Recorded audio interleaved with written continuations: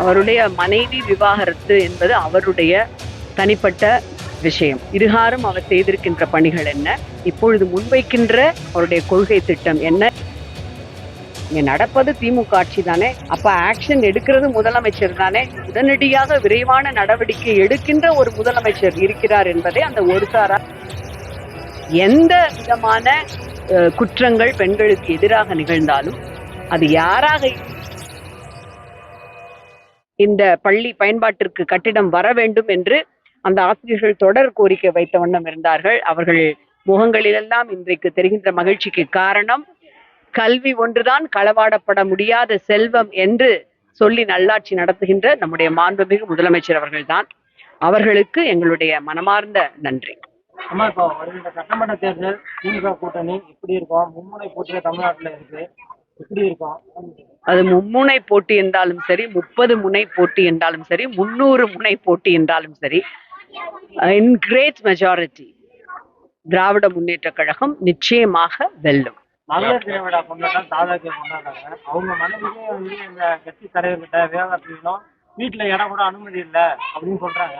நாங்க வந்தா பெண்களுக்கு பாதுகாப்பு கொடுக்கும் சொல்றவர் அவருடைய மனைவிக்கு பாதுகாப்பு இல்லாம சொல்றாங்க. எப்படி பாக்குறீங்க? அவருடைய மனைவி விவாகரத்து என்பது அவருடைய தனிப்பட்ட விஷயம்.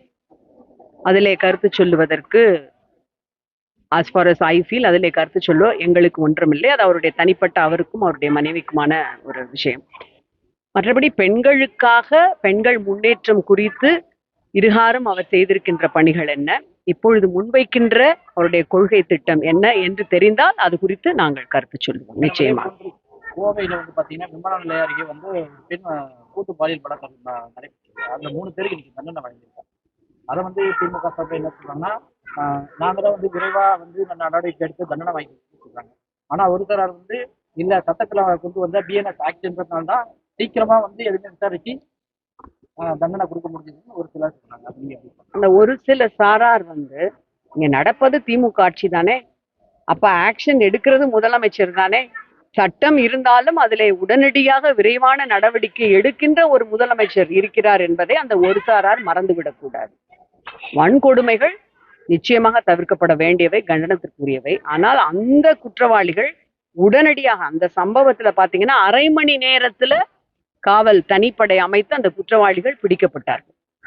இப்போ இதே கேள்வி அந்த சம்பந்தப்பட்டவங்க போய் பொள்ளாச்சி பாலியல் வழக்குல நீங்க கேட்கலாமே, எவ்வளவு வருட காலம், எத்தனை தாமதம் என்று. இன்றைக்கு சட்டம் ஒழுங்கை நிலைநாட்டி கொண்டிருக்கின்ற அரசு, பெண்களுக்கு முழு பாதுகாப்பை தருகின்ற மாண்புமிகு முத்துவேல் கருணாநிதி ஸ்டாலின் அவர்களுடைய தலைமையில் இந்த அரசு நடக்கின்றது. ஆகவே எந்த விதமான குற்றங்கள் பெண்களுக்கு எதிராக நிகழ்ந்தாலும் அது யாராக இருந்தாலும் அவர்கள் தண்டிக்கப்படுகிறார்கள். அவர்களுக்கு உடனடியாக தண்டனை சட்டபூர்வமாக வழங்கப்படும்.